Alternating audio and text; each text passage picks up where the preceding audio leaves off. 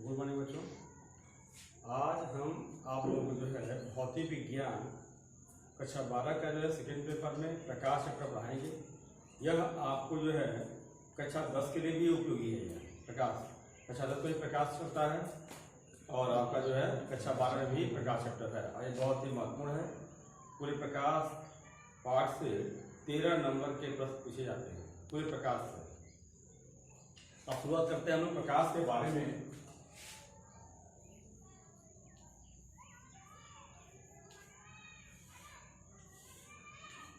अब हम ये जानने का प्रयास करेंगे कि प्रकाश वाले किसे कहते हैं। जैसे मान लीजिए अगर कमरा अगर अंधेरा है तो हमें उस अंधेरे कमरे में कोई वस्तु दिखाई नहीं देती है, कोई वस्तु दिखाई देती है। जैसे ही अगर उसमें प्रकाश अगर पड़ता है तो वस्तु तुरंत दिखाई देने लगती है।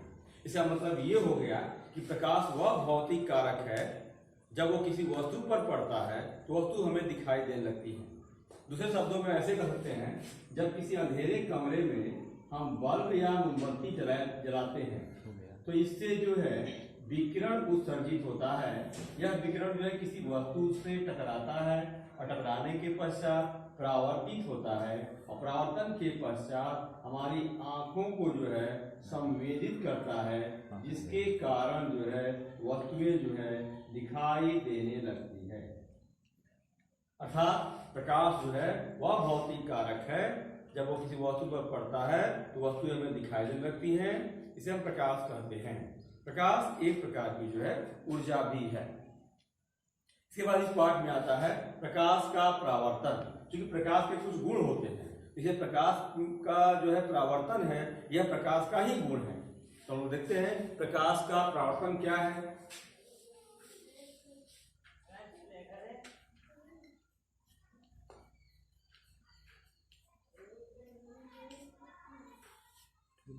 प्रकाश का परावर्तन अभी समझ लीजिए, जैसे कोई समतल दर्पण है या चिकनी सतह है।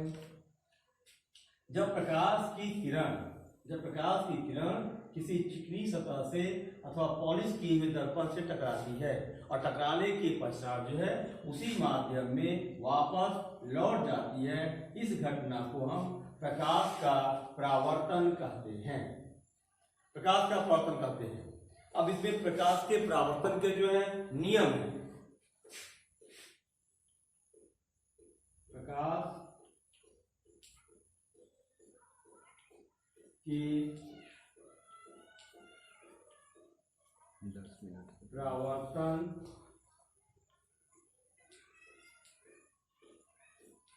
के नियम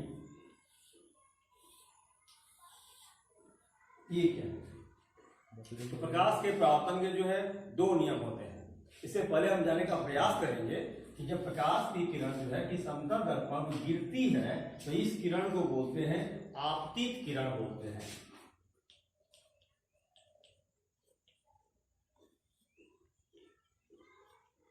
आपतित किरण।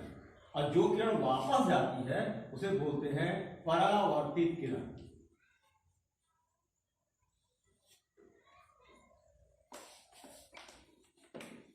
परावर्तित किरण।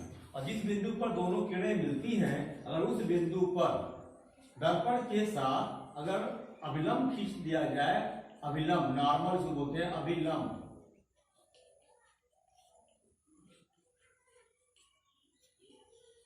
अभिलंब खींच दिया जाए, ये हो गया आपका अभिलंब हो गया। अब ऐसी अवस्था में जो है ये आपतित किरण और अभिलंब के बीच बने कोण को हम लोग बोलते हैं आपतन कोण बोलते हैं। यह जो कोण है आपतन कोण है।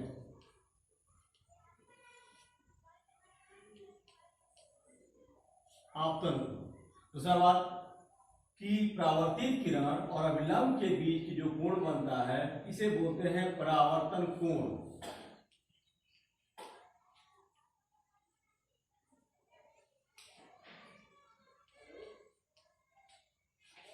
परावर्तन कोण यानी कि आपतित किरण और अभिलंब के बीच बने कोण को आपतन कोण कहते हैं। और दूसरा कि परावर्तित किरण और अभिलंब के बीच को बोलते हैं परावर्तन कोण बोलते हैं। तो परावर्तन का जो नियम है इसके दो नियम होते हैं। पहला नियम होता है कि आपतन कोण और परावर्तन कोण सदैव बराबर होते हैं। आपतन कोण और परावर्तन कोण जो होते हैं सदैव बराबर होते हैं।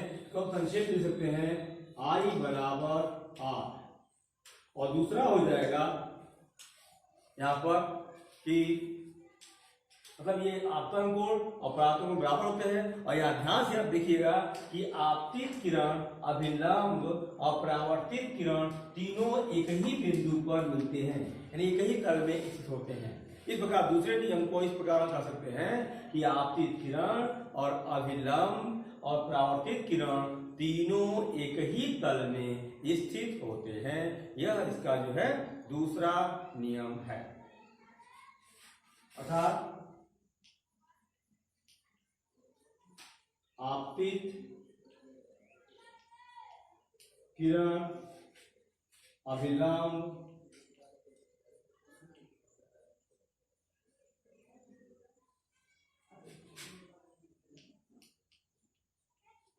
और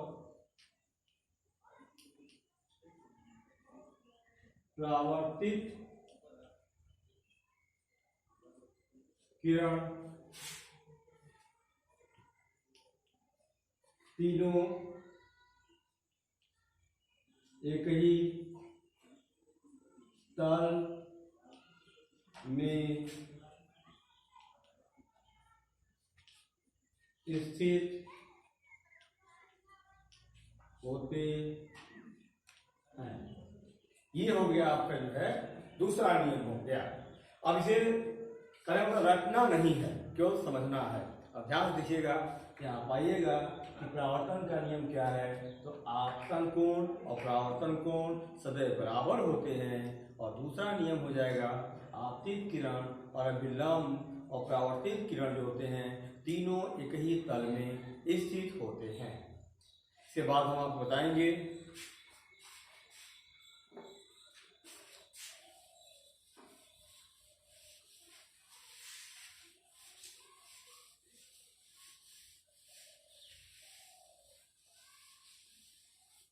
अब हम आपको बताएंगे गोलीय दर्पण।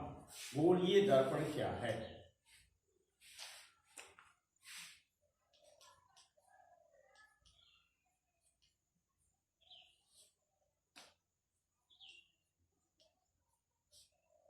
गोलीय दर्पण, तो गोलीय दर्पण जो है कांच के खोखले गोले का बना हुआ एक भाग होता है जिसके एक भाग को जो है कलई कर दिया जाता है और दूसरे तल से प्रकाश का परावर्तन होता है।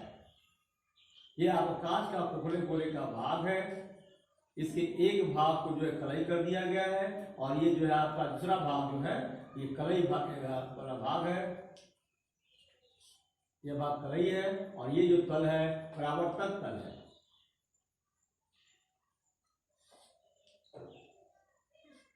यह जो है इस प्रकार हो सकता है।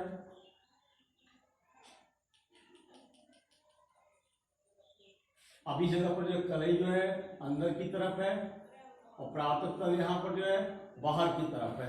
इस प्रकार जो यह दर्पण जो है आपका कहलाएगा अवतल दर्पण कहलाएगा और ये आपका रहेगा उत्तल दर्पण।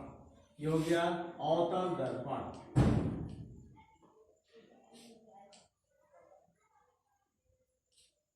और यह जो दर्पण हो गया उत्तल दर्पण। अब हम बताएंगे आपको कि अवतल दर्पण किसे, यह अवतल दर्पण किसे कहते हैं। तो इसे देखकर हम बता सकते हैं कि अवतल दर्पण किसे कहा जाता है।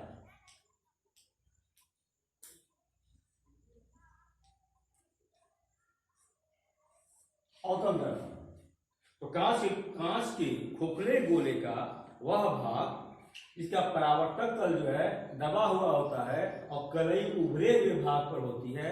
ऐसे दर्पण को अवतल दर्पण कहते हैं। तब उत्तल दर्पण,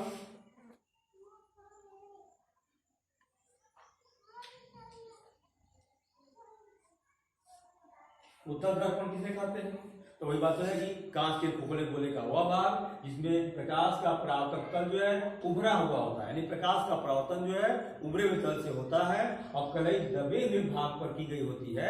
ऐसे दर्पण को बोलते हैं उत्तल दर्पण कहते हैं। अब हम जो है इससे कुछ संबंधित जो है परिभाषाएं पढ़ेंगे। और दर्पण से संबंधित क्या परिभाषाएं हैं, तो जब हम जानेंगे।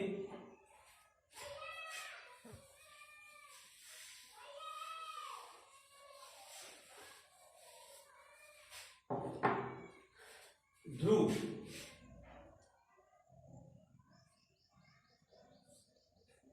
ध्रुव किसे, दर्पण का ध्रुव किसे कहते हैं? दर्पण का ध्रुव,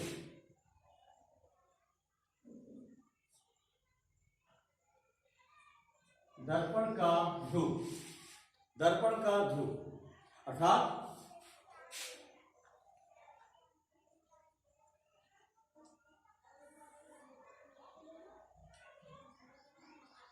एमएन, एमएन जो है, एमएन अगर दर्पण है तो दर्पण के परावर्तक तल के मध्य बिंदु को हम दर्पण का ध्रुव कहते हैं।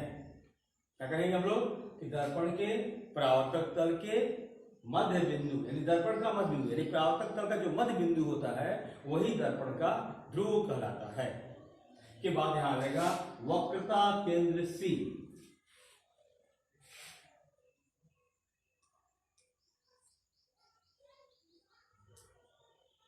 वक्रता केंद्र किसे कहते हैं? तब कांच के खोखले गोले का, अब इसे हम दिखाएंगे हम लोग इस रूप में। यही आपका दर्पण है। एक ये कांच का खोखला गोला है, कांच का ये जो है खोखला गोला है, तो कांच के खोखले गोले का वह भाग जिसका जो केंद्र होता है, अगर केंद्र अगर सी है तो इस सी को ही क्या कहते हैं, हम वक्रता केंद्र करते हैं। यानी गोलीय दर्पण, कांच के गोलीय दर्पण, कांच के जिस खोखले गोले का भाग होता है उसके केंद्र को ही हम बोलते हैं वक्रता केंद्र कहते हैं। यानी यह वक्रता केंद्र जो उस गोले का केंद्र होता है, लेकिन उस गोले का जो है कांच का जो दर्पण, जो गोलीय दर्पण जो भाग होता है, यानी जो गोलीय दर्पण कांच के जिस खोखले गोले का भाग होता है उसके केंद्र को ही हम बोलते हैं वक्रता केंद्र। और यहीं पर हम स्पष्ट करना चाहते हैं कि कांच के खोखले गोले का, मतलब गोलीय दर्पण कांच के खोखले गोले का भाग होता है, तो उसकी जो त्रिज्या होती है उसे हम वक्रता त्रिज्या कहते हैं। अर्थात यह आपकी जो कहलाएगी सी से पी तक की दूरी कहलाएगी वक्रता त्रिज्या।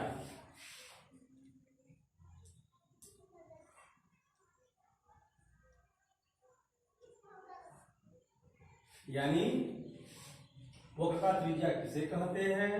तब देखेंगे हम लोग कि गोलीय दर्पण कांच के जिस खोखले गोले का भाग होता है उसकी त्रिज्या को वक्रता त्रिज्या कहते हैं। इसे आर से प्रदर्शित करते हैं। ये होगा। इसके बाद हमें जानेंगे आपको कि मुख्य अक्ष किसे कहते हैं? तो दर्पण के ध्रुव, दर्पण का ध्रुव और वक्रता केंद्र को मिलाने वाली रेखा यह मुख्य अक्ष कहलाती है। ये हो गया आपका मुख्य अक्ष। मुख्य अक्ष क्या है? वक्रता केंद्र C और दर्पण का ध्रुव P को मिलाने वाली रेखा दर्पण की मुख्य अक्ष कहलाती है। क्या बताएंगे लोग हैं? प्रतिबिंब के बारे में पढ़ेंगे कि प्रतिबिंब किसे कहते हैं।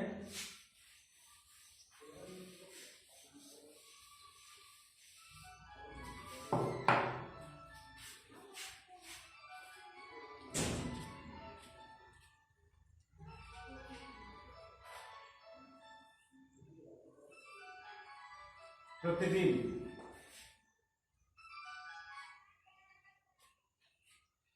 प्रतिबिंब किसे कहते हैं? तो जब हम किसी दर्पण के सामने अगर खड़े हो जाते हैं तो उसकी आकृति जो होती है दर्पण में बन जाती है। इस आकृति को ही हम क्या कहते हैं? दर्पण, ये मतलब प्रतिबिंब कहते हैं। यानी कि जब हम किसी दर्पण के सामने किसी वस्तु को रखते हैं तो उस वस्तु की आकृति दर्पण में बन जाती है। इसे हम क्या कहते हैं? प्रतिबिंब कहते हैं। और दूसरे शब्दों में हम कह सकते हैं किसी बिंदु वस्तु से, अगर ये आपका अवतल दर्पण है और ये उत्तल दर्पण है,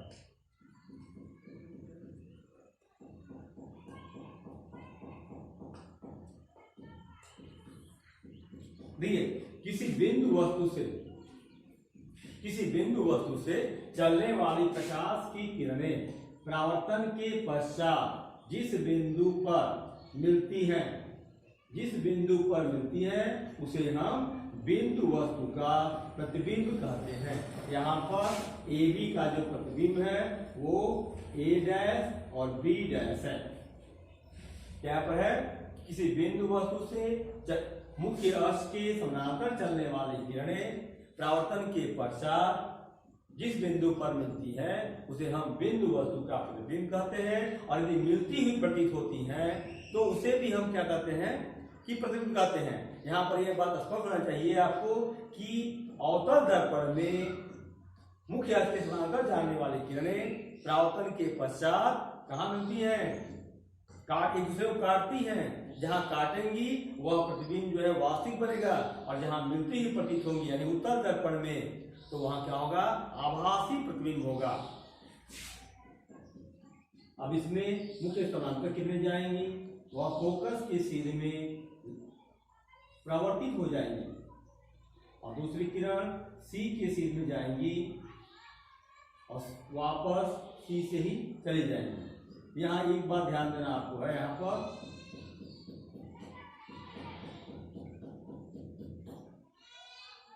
अगर ध्यान से दिखेगा तो यहाँ पर दोनों ही अवतल दर्पण और उत्तल दर्पण में प्रतिबिंबों में अंतर है।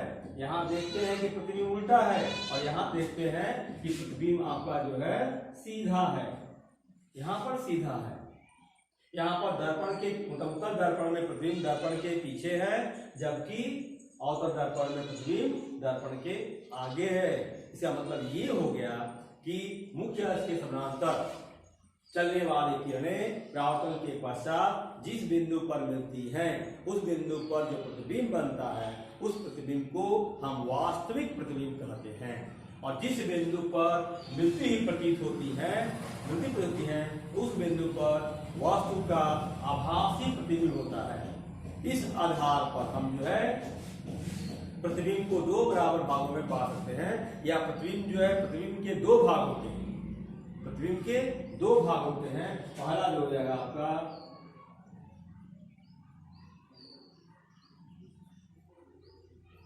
वास्तविक प्रतिबिंब,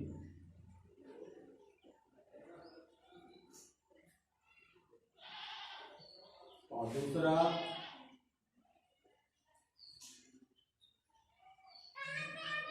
आभासी प्रतिबिंब।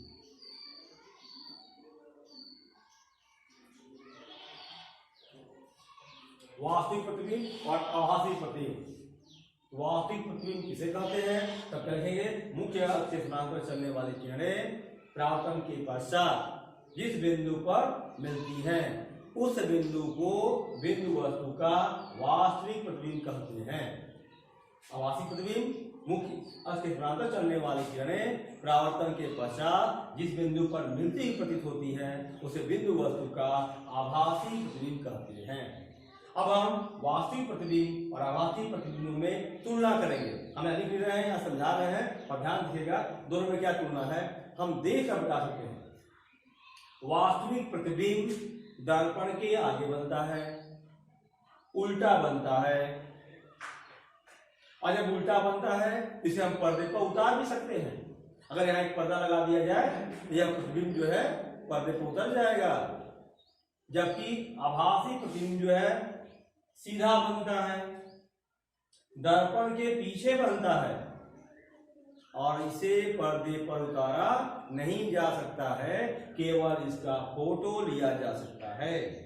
इस प्रकार दोनों प्रतिबिंबों में तुलना करने पाते हैं कि आभासी प्रतिबिंब ये सीधा दर्पण के पीछे बनता है, और वास्तविक प्रतिबिंब दर्पण के आगे बनता है, उल्टा बनता है। ये आपका जो है प्रतिबिंब हो गया। अब इसके बाद हम बताएंगे कि क्रांतिक कोण किसे कहते हैं।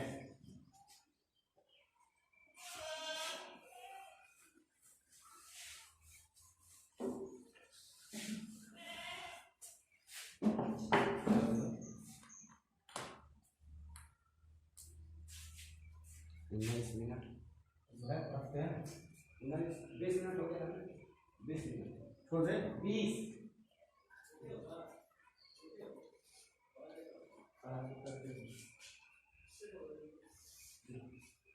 क्रांति कोण के बारे में जानेंगे हम। क्रांति कोण किसे कहते हैं?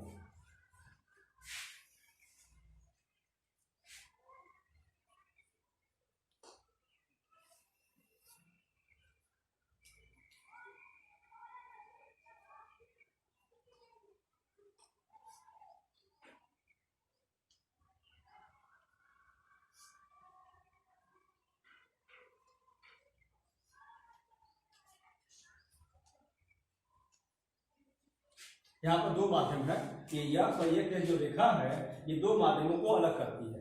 ऊपर का माध्यम विरल है और नीचे का माध्यम जो है सघन है।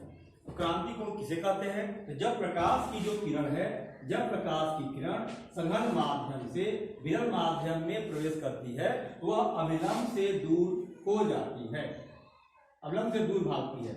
जैसे जैसे हम सघन माध्यम में बने आपतन कोण को बड़ा करते जाते हैं तो यह जो है विरल माध्यम का कोण भी जो है बड़ा होता चला जाता है।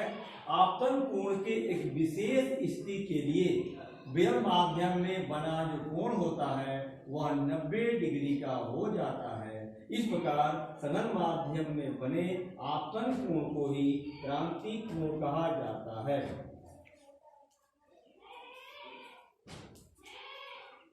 क्रांति कोण कहते हैं यानी कि जब प्रकाश की किरण सघन माध्यम से विरल माध्यम में प्रवेश करती है तो वह क्या करती है? अविलंब से दूर हट जाती है। जैसे जैसे सघन माध्यम में आपतन कोण को बड़ा किया जाता है वैसे वैसे विरल माध्यम में अपवर्तन कोण भी बड़ा होते चला जाता है।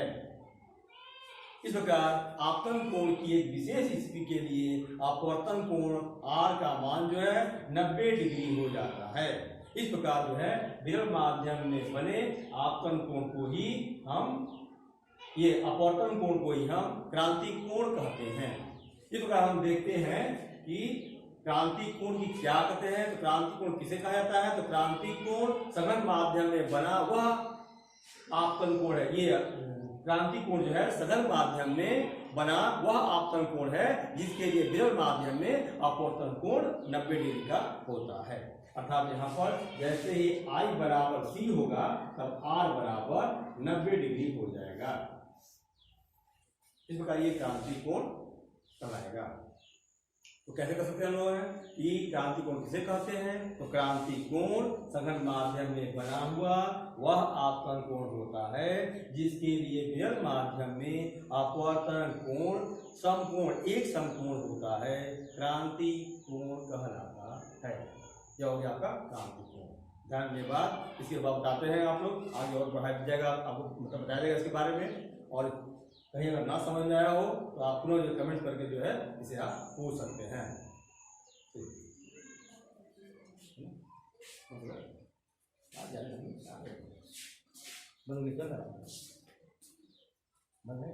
नहीं ये ना भाग है।